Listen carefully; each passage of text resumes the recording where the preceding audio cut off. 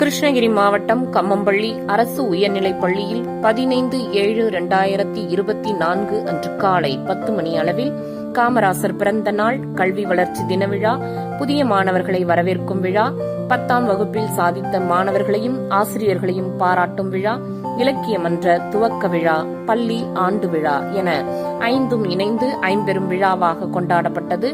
முதல் நிகழ்வாக மாவட்ட கல்வி அலுவலர் மரியாதைக்குரிய திருமதி எம் மணிமேகலை அம்மா அவர்களும், மாவட்ட தொடக்க கல்வி அலுவலர் மரியாதைக்குரிய சி நரசிம்மனையா அவர்களும் இணைந்து குத்துவிளக்கேற்றி துவக்கி வைத்தனர். பெருந்தலைவர் காமராசர் அவர்களுக்கு மலர்தூவி மரியாதை செய்யப்பட்டது.